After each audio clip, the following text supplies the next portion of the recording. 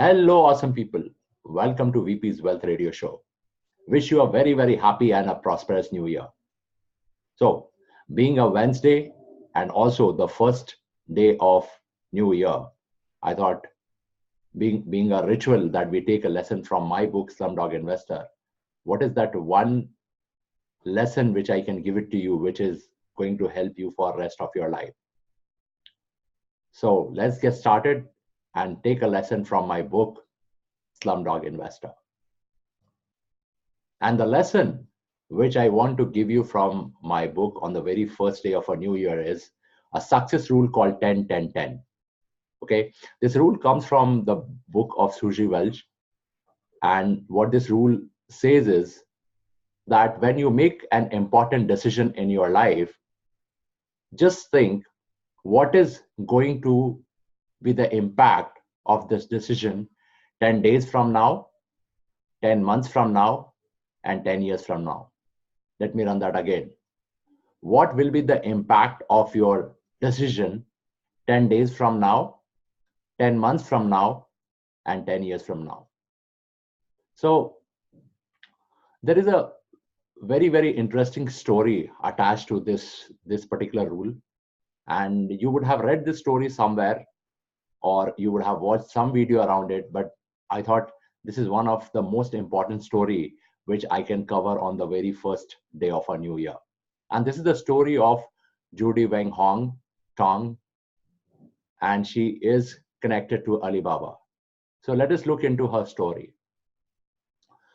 So Judy Tong joined Alibaba in year 2000, okay? And before getting into Alibaba, she applied for the post of assistant administrative role. And in the first round of interview, she was rejected. Later, she was offered the role of the receptionist in Alibaba. And she was allotted 0.2% share of Alibaba when she joined. And at that time, it was a startup, right? But later years, she actually rose to the role of a senior vice president. So we will look into her milestones and the quality that is what made a receptionist a senior vice president of the company.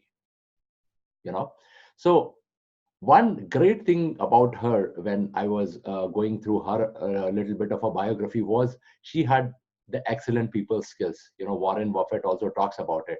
So she was someone when they had a business trip they had to take a business trip to Shanghai. She was the one who was mailing the schedules of the trains to her colleagues.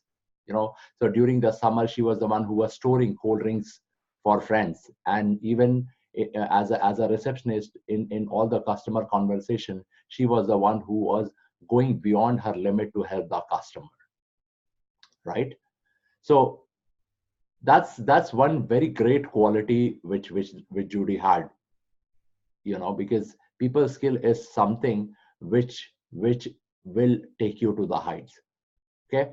Now later, within I guess a year, she moved to the CSR, company's CSR team, and where she said that when she was given the role to lead people, she said it is a great challenge to me to lead this group because I was just a receptionist in past. So it's a great quality of a leader to accept the weakness. Okay, I have been given this role, but maybe I'm not ready at this point of time and I'm needing your help. You don't have to show that you know it all. You can tell your people whom you are going to lead, and you can be transparent and you tell them that this is what is my weakness and I seek your help as a leader. So this is what happened, and within 7 years, she rose to a role of a vice president in the company. She was into the multiple role and she rose to the role of the vice president of the company. At the same time, when she moved to that CSR group where she was rejected as an administrative assistant, within 3 months, within a time frame of 1 year, 3 months, she actually became a director for that particular group, right? Then after becoming a vice president, there is another turning point which came in her life, where she actually organized the West Lake Internet Symposium, where she had a group of venture capitalists, where she was able to build the venture worked in the venture building projects, right? And it was a very successful internet symposium. Another remarkable role what she played when in 2003 SARS virus spreaded in the China. So at that point of time, she got a lot of accolade and appreciation, because she was the one who was kind of communicating with the very senior leadership to the security guards. So she was widely appreciated for her role during the SARS in 2003. The other milestone in her life is when Jack Ma launched this company called as a signout.com, where he became the president in 2013. And the signout.com, he was the president, and Judy becomes chief operation officer. It is basically a large open logistic platform which had a goal of within 5 to 8 years delivering the goods of the customer, within the 24 hours. So during the period of 2007 and 2013, the metal inside Judy Tong was kind of tested. She was into the multiple verticals. She was into the multiple divisions. Supporting people in the CSR, supporting people in HR.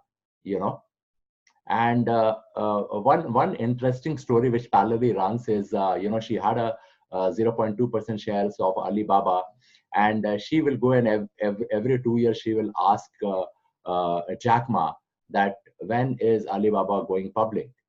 She asked this question in 2004 to Jack Ma, and he said very soon.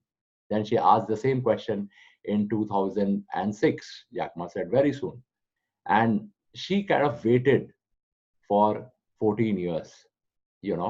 And in 2014, when Alibaba went public, it became the 23rd most trusted company, and it beated all the top players like Amazon and all. And Judy Tong's share, 0.2% shares of Judy Wenhong Tong, fetched her $320 million. She was among the first 27 partners of Alibaba. She rose from a receptionist to top 27 partners of Alibaba, out of which she was amongst the 9 women partners. Okay, Jack Ma gives a lot of credit of his company to the women workforce. So my question to you is, in this era, where we are in the era of fast food, where we are in the era of trying to become crorepati tomorrow, do you have a patience to wait for 10 years? When you are, see, the best part is when you are part of a startup, and if you have a high conviction in the founder of startup, and you are sure that this company is going to succeed, will you stay there for longer? Even in any organization, if you have an ambition to reach to the top, job hopping is not going to help you.